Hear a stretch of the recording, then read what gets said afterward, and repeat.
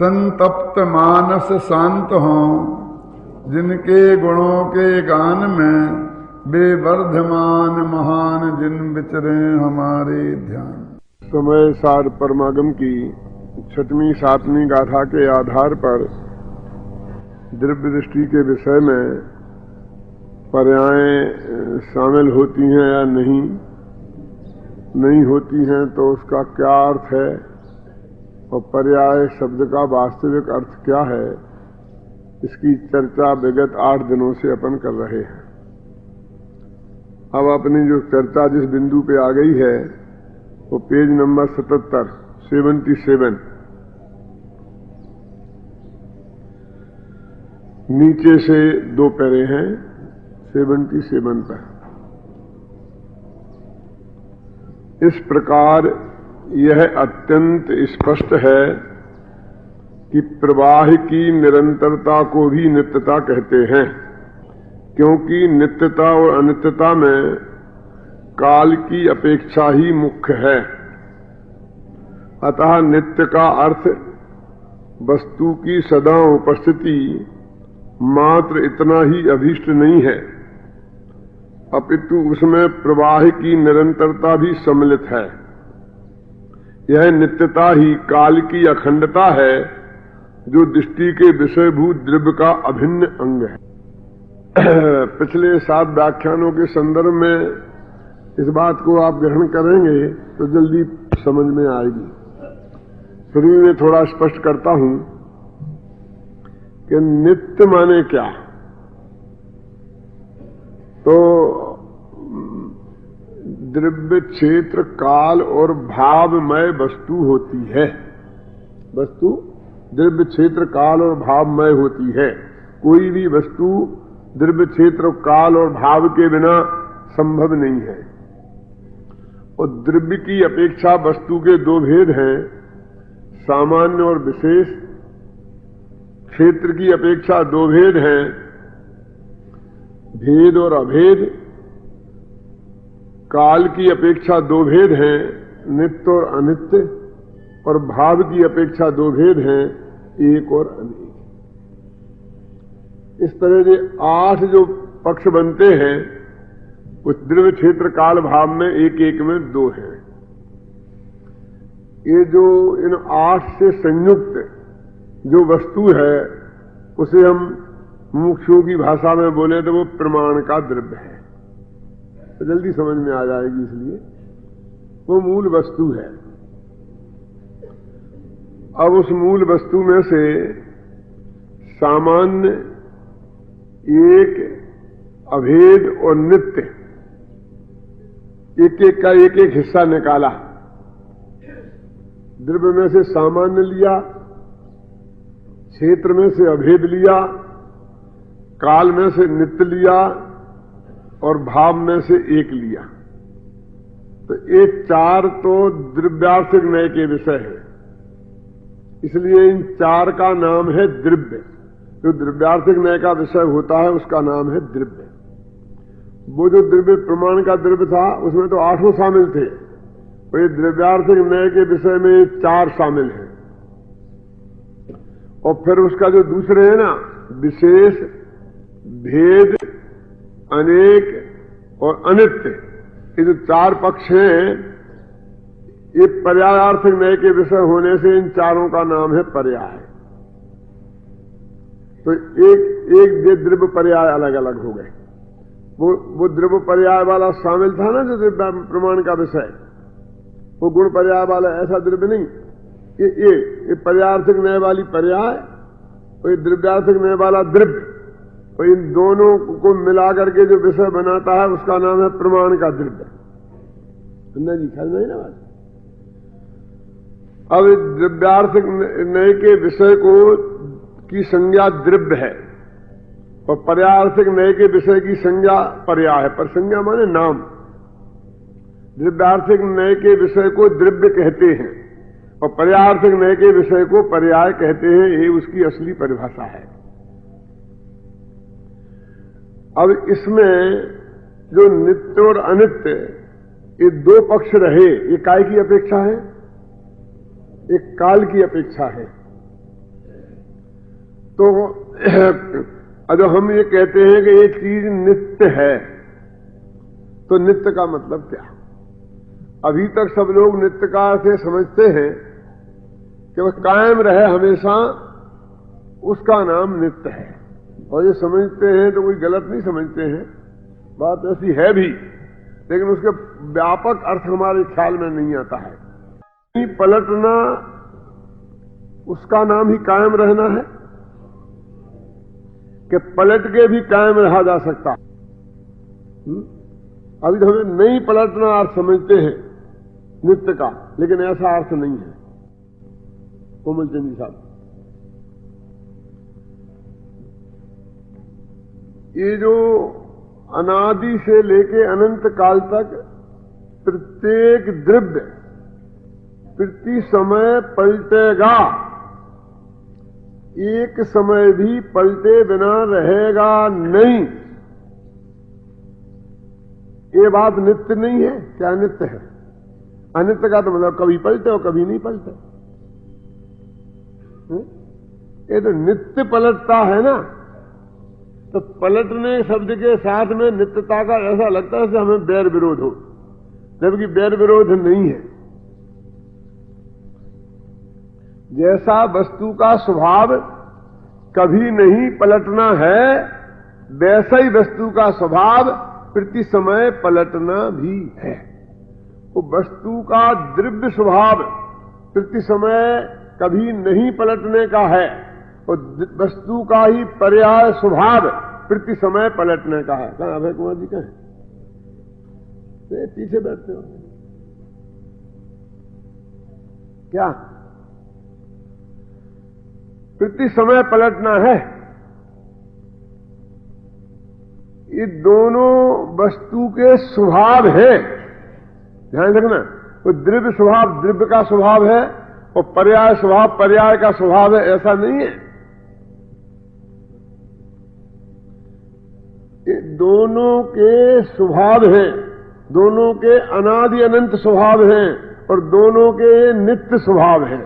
दोनों में नित्यत्व स्वभाव का रूप है। पर्याय नाम क्यों रखा? पर्याय स्वभाव। फिर उसका वो तो पर्याय स्वभाव तो पलटने वाला स्वभाव है, इसलिए उसका नाम रखा।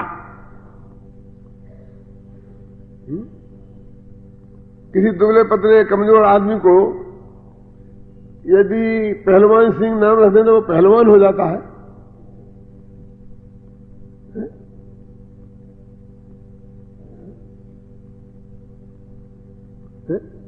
बलवंत सिंह नाम रख दें तो वो बलवंत हो जाता है।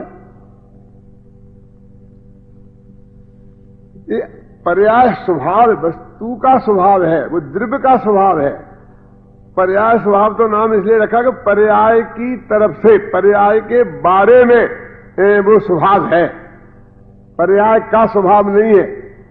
पर्याय स्वभाव माने उसकी प्रति समय परिवर्तन उसमें होगा ही, उसका नाम है पर्याय स्वभाव, और वो नित्य है, वो अनित्य नहीं है। जैसे द्रव्य का कभी भी नहीं पलटना स्वभाव है, वैसे ही द्रव्य का निरंतर पलटना भी स्वभाव है। अब दोनों कैसे हो सकता है? कभी नहीं पलटना और निरंतर पलटना, ये दोनों एक साथ कैसे हो सकती है? ये प्रत्यन समय सार की 308 से लेके 311 गाथा की टीका में कि जीवो ही तावत कृमिनिमात्म परिणामई रुतपद्यमानो जीवा एव नो जीवा, अजीवोपि कृमिनिमात परिणामई रुतपद्यमानो अजीवा एव नो जीवा। जीव अपने कृमि नियमित परिणामों से उत्पन्न होता हुआ जीव ही रहता है, अजीव नहीं हो जाता। ये है कभी नहीं पलटना। जीव पलट के अजीव नहीं होता कभी भी, इसका नाम है कभी नहीं पलटना। और कृमि नियमित आत्म परिणाम ही उत्पद्यमानो, कृमि से नियमित जो अपने आत्मा के परिणाम, उनसे प्रति समय पलटता है। तो दोनों एक पंक्ति में दोनों बातें एक साथ कही। प्रति समय पलटने वाला जीव जो प्रति समय एक समय भी वैसा का वैसा नहीं, प्रति समय पलट और अनंत काल से पलट और अनंत काल तक पलटेगा, फिर भी वो पलट के अजीब हो जाएगा, ऐसा धोखा मत रखना। एक द्रव्य दूसरे द्रव्य रूप नहीं होता, इसका नाम है नहीं पलटना, और अपने में निरंतर परिवर्तन होता है, उसका नाम है पलटना। और जो नित्य स्वभाव है वो इसलिए द्रव्य स्वभाव है कि द्रव्य नहीं पलटता, जीव द्रव्य अजीब नहीं होता, और वो नित्य पलटना ये पर्याय स्वभाव है, क्योंकि वो प्रति समय पलटता है, और ये दोनों स्वभाव नित्य हैं। तो ये कहते हैं कि जैसे भगवान आत्मा जीव में अनंत गुण है, असंख्य प्रदेश है, और वो चैतन्य है, ये कभी नहीं पलटेंगे। असंख्यात प्रदेश से एक प्रदेश कम नहीं होगा, अनंत गुण में से एक गुण कम नहीं होगा, उसी चेतनता ये नित्य स्वभाव है ना। तो जैसे ये स्वभाव नित्य है, ऐसे ही उसके हर गुण में प्रति समय परिणमन होगा, ये भी उसका नित्य स्वभाव है। क्या? तो अकेला नहीं पलटना ही नित्य स्वभाव नहीं है, प्रति समय पलटना भी नित्य स्वभाव है। देखो, तो कहते हैं कि इसलिए नित्य शब्द में अकेली वस्तु की सदा उपस्थिति मात्र इतना ही नहीं आता है, लेकिन उसमें प्रवाह की निरंतरता ये भी आती है। ये आपके वाक्य पढ़ो आप इसमें, फिर अपन पढ़ते हैं जो अपन ने पढ़ा था ना वही। इस प्रकार यह अत्यंत स्पष्ट है कि प्रवाह की निरंतरता को भी नित्यता कहते हैं, क्योंकि नित्यता और अंतता में काल की अपेक्षा ही मुख्य है। अतः नित्य का अर्थ वस्तु की सदा उपस्थिति मात्र इतना ही अभीष्ट नहीं है, अपितु उसमें प्रवाह की निरंतरता भी सम्मिलित है। यह नित्यता ही काल की अखंडता है, जो दृष्टि के विषयभूत द्रव्य का अभिन्न अंग है। ये तो बहुत संक्षेप में आपको दोहराया है, ये पिछले 7 दिन का विषय धन कुमार जी आपके लिए बहुत महत्वपूर्ण विषय निकल गया है, और जरूर सुनना है इनको, बहुत मार्मिक। इसलिए मतलब अभी 5 मिनट में क्या क्या आएगा, कैसे आएगा वो जो मैं 7 दिन में कह चुका हूं, वो 5 मिनट में कैसे आएगा। लेकिन मांगीलाल जी आया, क्या आपके लिए आया। देखो, प्रवाह की निरंतरता को भी नित्यता कहते हैं। प्रवाह की निरंतरता, नदी किसका नाम है? पानी का नाम है। बहुत पानी हो उसका नाम नदी है, बहुत पानी हो उसका नाम दरिया है, समुद्र है, झील है, तालाब है, बांध है। तो जो पानी नहीं हो उसका नाम नदी है, कि पानी का अभाव भी नदी नहीं है, और पानी का समुदाय भी नदी नहीं है, कि बहता हुआ पानी नदी है, पानी का प्रवाह नदी है। नदी में से प्रवाह निकाल दो तो नदी नहीं रहेगी, फिर वो तालाब हो जाएगी, वो बांध हो जाएगी, वो समुद्र हो जाएगी।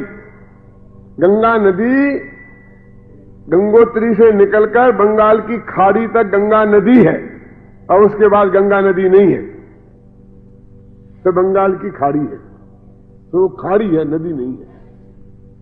तो बालचंद जी साहब बोलो, आपने तो अपनी आंखों से देखा है नदी को खाड़ी बनते? वो कौन सा पुल है हावड़ा ब्रिज पे खड़े होकर? इधर को देखो तो नदी है, उधर को देखो तो खाड़ी है। पुल के इस तरफ नदी है, उस तरफ खाड़ी है। नदी है कि खाड़ी है, पानी तो वो एक ही है। प्रवाह की निरंतरता का नाम भी नित्यता है। देखो, क्योंकि ये मरम की बात पर नित्यता में काल की ही है। धर्म है, धर्म माने इधर गुण, धर्म, शक्ति और वो होते हैं ना स्वभाव, तो ये स्वभाव है नित्य स्वभाव, ये धर्म है नित्यत्व। नित्यत्व समझे ना, तो ये गुण ही है एक तरीके से, ये शक्तियां हैं। तो ये शक्तियां, गुण, स्वभाव और धर्म हमेशा त्रिकाली होते हैं और नित्य होते हैं। यहां तक कि अनित्यत्व धर्म भी नित्य है और नित्यत्व धर्म भी अनित्य है। क्यों? अनित्यत्व धर्म में नित्यत्व का रूप है और नित्यत्व धर्म में अनित्यत्व का रूप है। ज्ञान गुण में अनित्यत्व धर्म का रूप है कि नहीं है? अनंत शक्तियों में अन्य शक्तिमान आत्मा में अनित्य धर्म का रूप है कि नहीं है? राकेश क्या नहीं है? तो है, तो इसीलिए तो आत्मा अनित्य है। आत्मा नित्य नित्य क्यों है? प्रमाण का आत्मा नित्यानित्य क्यों है? अनित्यत्व धर्म है ना उसमें। और एक धर्म, एक गुण का रूप सब अनंत गुणों में है कि नहीं है? होता है कि नहीं है? होना चाहिए कि नहीं होना चाहिए? ये भाषा तो बहुत अधूरी है कि द्रव्य नित्य है और पर्याय अनित्य है। पूरी भाषा ये है कि द्रव्य दृष्टि से द्रव्य नित्य है और पर्याय दृष्टि से द्रव्य अनित्य है। ये परफेक्ट भाषा है। ये जो अपरफेक्ट भाषा होती है वो नाटकों में होती है, नहीं।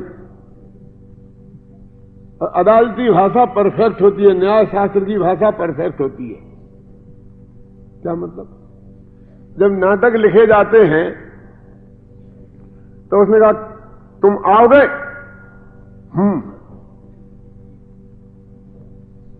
बस इतना ही नाटक में लिखा जा सकता है।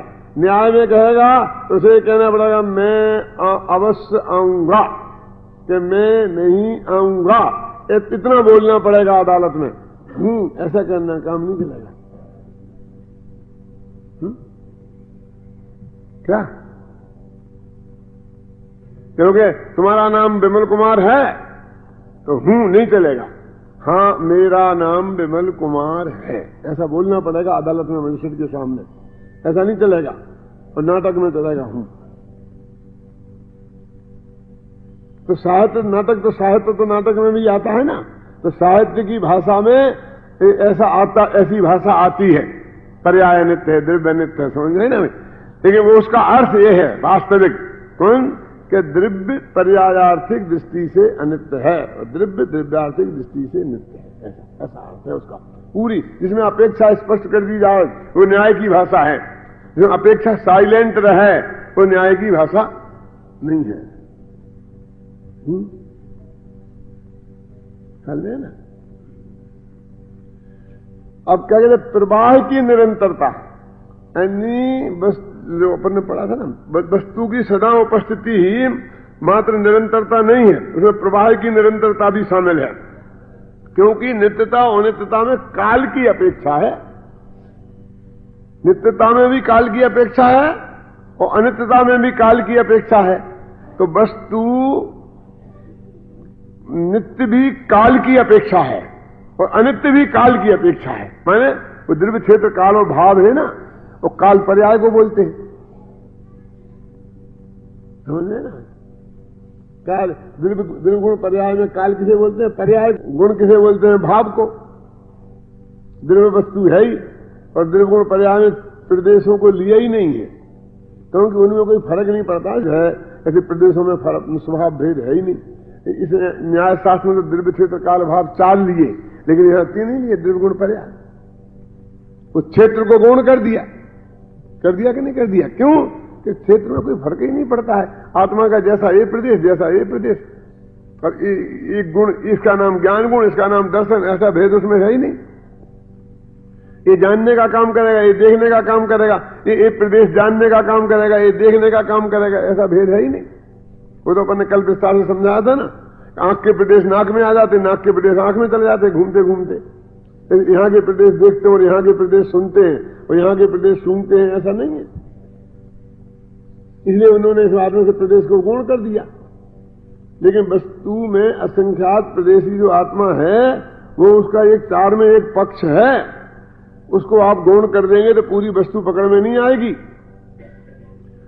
तो कहते हैं कि वो जो काल का खंड है नित्यता वाला, वो दृष्टि के विषय में शामिल है, और उस नित्यता में कभी नहीं पलटना ही नहीं आता है, निरंतर पलटना ये भी नित्य है। अब कुमार जी, असली मर्म का बिंदु ये है, हम उसको निकाल देते हैं। किसको? कभी नहीं पलटने वाला तो समझते हैं नित्य में, तो सदा पलटने वाले को नित्यता में से निकाल देते हैं, वो तो अनित्यता है। तो अनित्यता निकाली तो भाई साहब अकेली पर्याय नहीं निकलेगी, अनित्यत्व नाम का धर्म भी निकल जाएगा। और एक धर्म निकला तो एक गुण निकला तो बस खंडित हो गया भगवान आत्मा। और वो कौन से भाव से खंडित होगा? क्योंकि गुण खंडित हुआ है। गुण की अपेक्षा भाव में है ना, और काल की अपेक्षा पर्याय में है। समझ में है ना? वो जो तुमने अनित्यता को वस्तु में से निकाला तो वो पर्याय नहीं निकली, अनित्यत्व नाम का धर्म निकल गया, और वो गुण है। वो भाव की भूल है, वो काल की भूल नहीं है। सोच लो भाई साहब, द्रव्य क्षेत्र काल भाव है ना, वो भाव की भूल है। ये जो कहते पर्याय दृष्टि के विषय में शामिल नहीं, उसका क्या अर्थ है ये समझने का। अब देखो प्रश्न है, इसके बाद में प्रश्न है बहुत बढ़िया। वो तो कूटस्थ अपना शब्द थोड़ी है। कूटस्थ जो शब्द है वो तो दूसरे मत का है, सांख्यों का है। हाँ। प्रश्न, इस प्रकार काल की अखंडता को सुरक्षित रखने से द्रव्यार्थिक नय के विषयभूत अर्थात दृष्टि के विषय में पर्याय शामिल नहीं हो जाएगी क्या? शिष्य का प्रश्न है। क्योंकि परिणामों के अन्वय को ही तो काल की अखंडता कहा जा रहा है। ये परिणामों का अन्वय, ये कल समझाया था ना विस्तार से, अन्वय और व्यतिरेक है ख्याल। अभी भी स्पष्ट करूंगा, चिंता नहीं करना। क्योंकि परिणामों के अन्वय को ही तो काल की अखंडता आप कह रहे हैं ना, तो संसार में नहीं आता है। अन्वय सो द्रव्य और अन्वय का व्यतिरेक सो पर्याय। ये तो पढ़ा होगा कि नहीं पढ़ा होगा? अन्वय सो गुण संसार में ज्ञेय तत्व प्रज्ञापन में। तो अन्वय तो द्रव्य का लक्षण है और व्यतिरेक पर्याय का लक्षण है। और इनने क्या लिया? काल का अन्वय। तो वो कहता है तुमने पर्यायों का अन्वय लिया तो पर्याय घुस गई, उसे दल लेता है। पर्यायों का अन्वय भी नहीं लेना, लेकिन अन्वय तो द्रव्य का। देखो फिर पीछे से, क्योंकि परिणामों के अन्वय को ही काल की अखंडता कहा गया है। जब परिणामों का अन्वय दृष्टि के विषय में आ गया तो परिणाम ही आ गए समझिए। ये आशंका है उसकी कि दूर से भी हमें तो उसका नाम नहीं लेना, और नाम लिया तो वो आ जाएगा।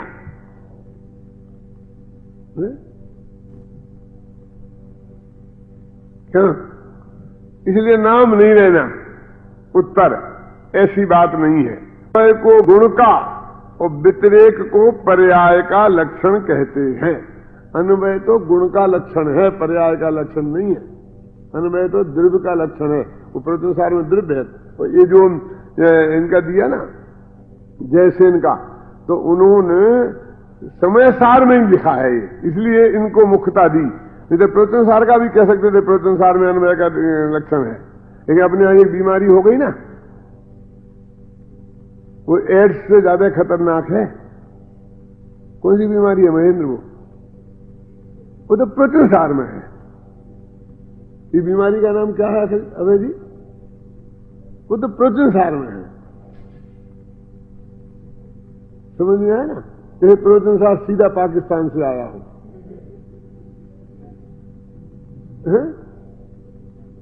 पंडित जी। वही प्रवचन सार कुंद कुंद का ही ग्रंथ है, और प्रवचन सार की टीका भी उन्हीं अमृतचंद आचार्य ने लिखी है, और जयसेन ने भी लिखी, और समय सार की भी टीका अमृतचंद ने और जयसेन ने लिखी।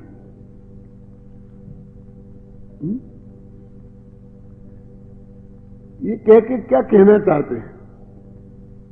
ये कह करके उस बात का वजन कम करना चाहते हैं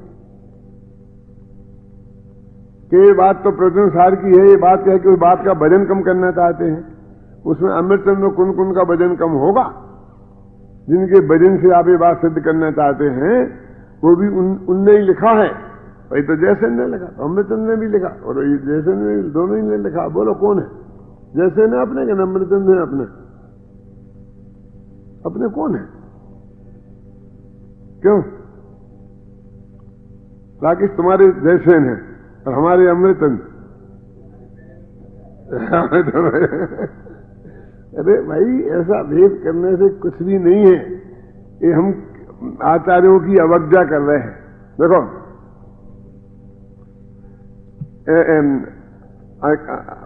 उनके मूल शब्द इस प्रकार हैं, अन्वयो गुणो गुणा अथवा सहभुवा गुणा इति गुण लक्षणम व्यतिरेकण पर्याया अथवा कृम्भुवा पर्याया इति पर्याय लक्षणम। तो अन्वय गुण का लक्षण है और व्यतिरेक पर्याय का लक्षण है।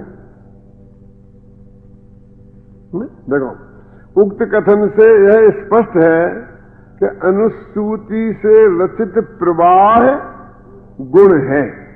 अनुश्रुति से रचित प्रवाह ये क्या है? कल तो अपन ने बहुत मेहनत की थी। दो तरह का था ना, कौन कौन सा?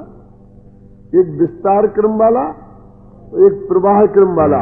अनुश्रुति से रचित प्रवाह है। विस्तार क्रम वाला माने प्रदेशों में, प्रदेश जो है ना, असंख्य प्रदेश आत्मा के, वो बिखर के अलग अलग क्यों नहीं खिर जाते हैं? क्योंकि उसमें अनुश्रुति से रचित एक प्रवाह है।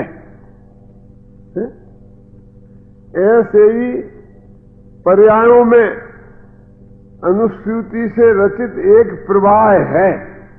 माने क्या कह रहे हैं? ये जो दो पर्याय हैं ना, पूर्व पर्याय उत्तर पर्याय, ये दोनों जुदी जुदी होने पर भी वो इतनी मजबूती से जुड़ी हैं कि वो जोड़ कोई मोतियों में पुरोए हुए सूत के समान नहीं है। क्या मतलब? ये बितरे की उदाहरण है। सूत के समान नहीं है, तो सूत अलग।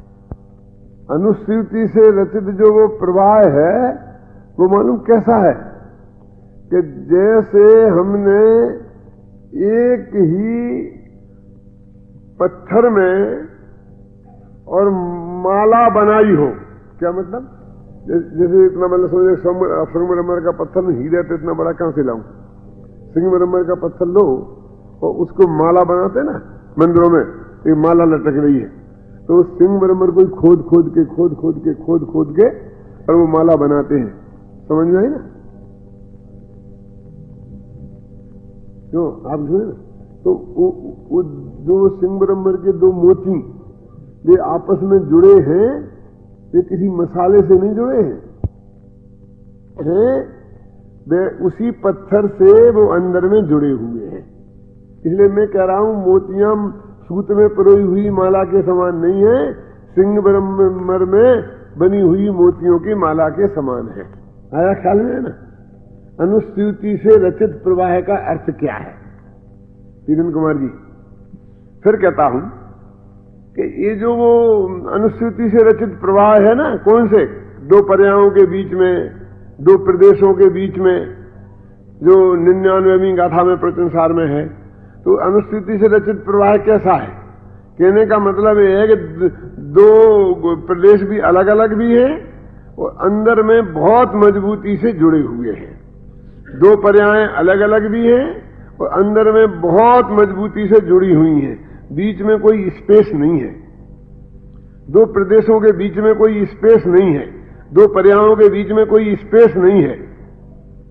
जो मोतियों की माला है जो डोरे से पोई गई है, उसमें तो दो पर्यायों के बीच में स्पेस है, समझ में आया ना? उसमें तो स्पेस है नहीं, इसलिए मैं कह रहा हूं मोतियों में डोरे से पिलोई गई माला जैसा नहीं है। वो सिंगमरमर में के मोती बनाए हो और वे मोती आपस में जुड़ी हो मोती की माला बनाई हो, तो जिस सिंगमरमर से वो अलग अलग दिखाए गए हैं ना, उसी सिंगमरमर से वो अंदर से जुड़े हुए हैं। वो मसाले से नहीं जुड़े हुए हैं, वो दो मोतियों को जोड़ा नहीं गया हो, एक ही पत्थर के अंदर में दो हैं। तो एक ही द्रव्य में दो प्रदेश ऐसे हैं। वो है क्षेत्र की अखंडता, उसे बोलते हैं विस्तार क्रम, उसे बोलते हैं प्रदेशों का प्रवाह, अनुसूची से रचित प्रवाह।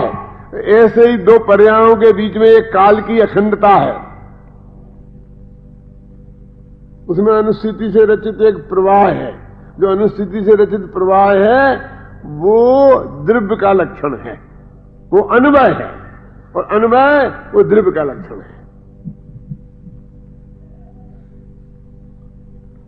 और जो पर्याय का व्यतिरेकीपना है वो पर्याय का लक्षण है। तो आप ये कहते हैं कि वो जब तुमने वो अंदर शामिल कर दिया ना पर्यायों का प्रवाह, पर्यायों का प्रवाह में तो पूरी पर्याय हो गई, तो पर्याय घुस गई द्रव्य में, घुस गई पर्याय दृष्टि के विषय में आ गई। इस तरह आई क्योंकि उसका नाम तो द्रव्य है, समझ गए? हमको क्या चक्कर है कि हमने वो अनुस्थिति से रचित प्रवाह को भी पर्याय मान लिया है, ये चक्कर है, और इसलिए हम उसको भी निकाल के बाहर फेंका है। तो उससे जो द्रव्य खंडित हुआ है वो अकेली पर्याय खंडित नहीं हुई है, वो भाव की खंडता है, क्योंकि गुण निकल गया, अनित्यत्व नाम का धर्म निकल गया, अनुस्थिति से रचित प्रवाह निकल गया। और प्रवाह तो नित्यता का लक्षण है, उनमें से अन्वय निकल गया, निकालना था व्यतिरेक को और निकल गया अन्वय।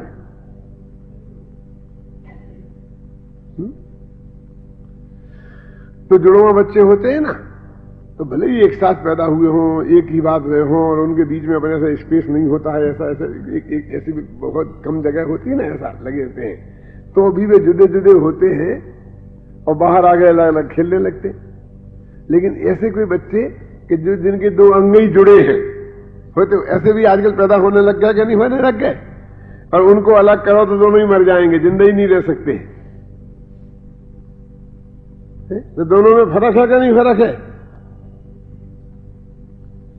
ये दो पर्यायें आपस में ऐसी नहीं जुड़ी हैं, स्पेस नहीं है बीच में, फिर भी जुड़ी नहीं है, ऐसी नहीं है अशोक जी, वो ऐसी जुड़ी है कि वे अलग हो ही नहीं सकती तीन लोग और तीन काल में। उसका नाम है अनुस्थिति से रचित प्रवाह, और वो अन्वय है, और वो दृष्टि के विषय में शामिल हो गए। तुमने पर्यायों के प्रवाह को दृष्टि के विषय में शामिल कर लिया तो पर्याय शामिल हो गई। अब आप ऐसे कहते साथ जवाब दो, अपने पर्याय घुसेट दी, पर्याय कर दी। क्या जवाब दूं? 10 दिन में जवाब नहीं दे पा रहा हूं मैं, मेरा जवाब 10 दिन में पूरा नहीं हो रहा है, 10 दिन हुए जाते हैं और खत्म नहीं हो रहा है? हनुमान की पूछ जैसे बढ़ते जा रहा है। अनुस्थिति से रचित प्रवाह, देखो उक्त कथन से स्पष्ट है कि अनुस्थिति से रचित प्रवाह गुण है, पर्याय नहीं। ये बात को समझना बहुत कठिन है, तो समझने के बाद शब्दों में बांधना और भी ज्यादा कठिन था, विशेषकर उस संदर्भ में जबकि अपने मुमुक्षु समाज में का जो वातावरण वर्तमान है और अराजकता जो वर्तमान की है, जो एक नेतृत्व तो नहीं है, अपनी अपनी ढिपली और अपनी अपनी राग का जो वातावरण बन रहा है, वैसे वातावरण में और तात्विक ऐसी चर्चा में उनको इतने संतुलित शब्दों में ढालना बहुत कठिन काम था क्या? लेकिन कोशिश की है। पुण्य का उदय ये है कि लोग पढ़ते नहीं हैं, तो झंझट नहीं खड़ा हुआ। 8 साल तक किसी ने कोई झंझट खड़ा नहीं हुआ। अब तो 8 साल पुराने चावल हो गए। अभी कोई कुछ कहेगा तो मैं कहूंगा कि 8 साल से कहां सो रहे थे, 8 साल से कहां सो रहे थे। ये हालत तो उन लोगों की है कि जो पूरी समाज में स्वाध्यायी समाज कहा जाता है। बोलो मणिचंद जी, अपन को सर्टिफिकेट मिला हुआ है कि सारी समाज में अपन अशोक जी स्वाध्यायी माने जाते हैं, सबसे ज्यादा पढ़ने वाले, पढ़ाने वाले, चर्चा करने वाले। मैं देखो अभिमान की बात नहीं कहता हूं, लेकिन बहुत हाथ जोड़ के एक विनम्र निवेदन कहता हूं कि अपने घर में बैठ के एकांत में अपने आत्मा से पूछना, मुझे नहीं पूछना ना, मुझे जवाब चाहिए कि आपने इसे गहराई से पढ़ा था, और पढ़ा था तो मैं जो 10 दिन से कह रहा हूं वो आपकी समझ में आया था कि नहीं आया था। आपका मन जो जवाब दे उसके आधार से आप निर्णय करना। तो किसी की बात को पहले ही झटके में रिजेक्ट कर देने की अपेक्षा वो कहना क्या चाहता है ये समझ के रिजेक्ट करना ज्यादा बुद्धिमानी है कि नहीं है। यदि आपको इसमें कुछ ऐसा लगे कि सचमुच इसमें कुछ ऐसा था जो मेरी समझ में आज तक नहीं आया था, आज आया है, क्या कहना चाहते हैं, लेकिन आज भी स्वीकार नहीं हो तो कोई चिंता की बात नहीं। लेकिन समझ में नहीं आया था और आज आया है, और उसके पहले मैंने कमेंट्स किया था, ये तो समझदारी नहीं थी ना।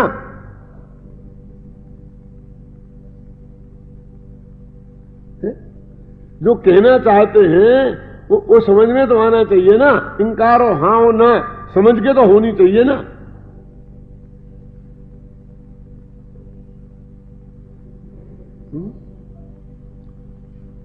और समझ में आ जाए तो मेरे पास आकर के कहने की जरूरत नहीं है कि मेरी समझ में आ गया, क्योंकि उसमें तो मूछ का सवाल है। लेकिन अंदर में ही यदि आ जाए तो स्वीकार कर लेना,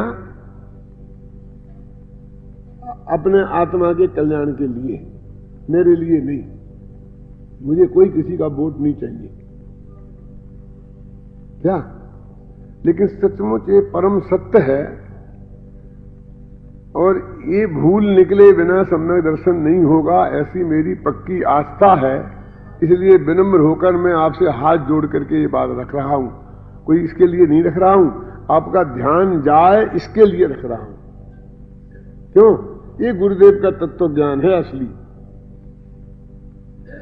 ये बात गुरुदेव ने बताई है कि दृष्टि के विषय में पर्याय शामिल नहीं है, उसका अर्थ ये है।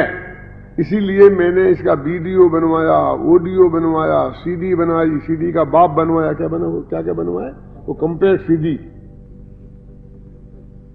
सब बनवाया। ये बबलू ऐसा करना, वो पादनी जी जो डर है ना, उसमें 10 प्रवचन भी डाल देना किसी ने, समझ गए ना। ये वाले 10 डाल देना।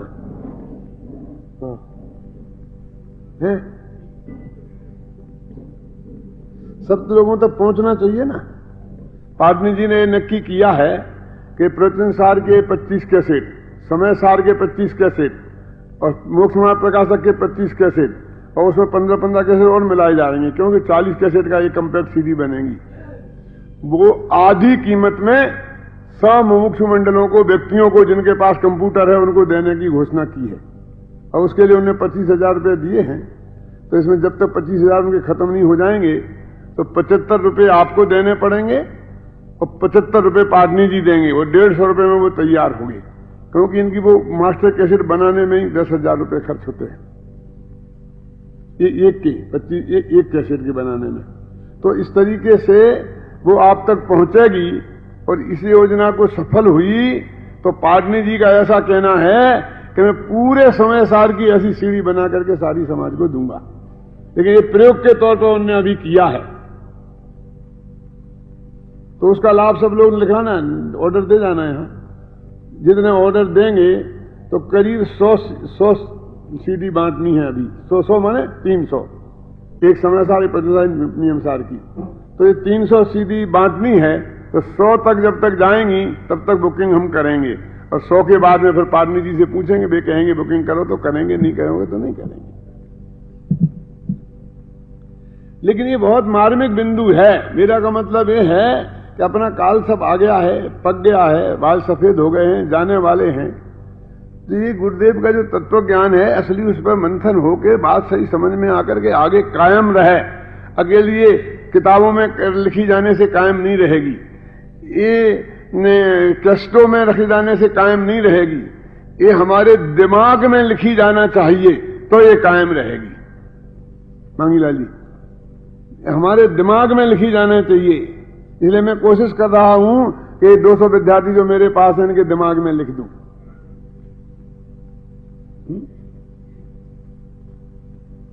क्योंकि ये मेरे को ज्यादा उपलब्ध हैं आपसे आदमी जी, और इनके दिमाग में लिखी जाएगी तो वो ज्यादा स्थायी है, कम से कम आपसे स्थायी तो है ही है। 50-60 वर्ष तक तो रहेगी ना। क्यों, हमारा तुम्हारा अब क्या ठिकाना, कल भी रहेगी कि नहीं रहेगी, है ना। ये दिमाग में रहेगी तो ये फिर मल्टीप्लाई होगी, और कम से कम प्रवक्ता के दिमाग में रहे तो मल्टीप्लाई होगी। यदि जो प्रवक्ता नहीं है उसके दिमाग में रह गई तो लाभ तो होगा, लेकिन अकेले उसको होगा, सबको उसका लाभ नहीं होगा। और यदि प्रवक्ताओं के दिमाग में लिखी गई तो फिर बहुत लोगों को लाभ होगा, और इसका अधिक काल तक टिके रहने की संभावना बहुत है। इसलिए भाई ये बात समझना, अब विचार करना गंभीरता से। उक्त कथन से यह स्पष्ट है कि अनुश्रुति से रचित प्रवाह गुण है, पर्याय नहीं। काल का अन्वय गुण है और काल का व्यतिरेक पर्याय है। इस प्रकार काल की अखंडता दृष्टि के विषय में आ जाने पर भी उसमें पर्याय उसमें नहीं आती। अभी एक प्रकरण खत्म हो गया, अब कल दूसरा जो आएगा इसी टाइप का, उसकी चर्चा कल करेंगे।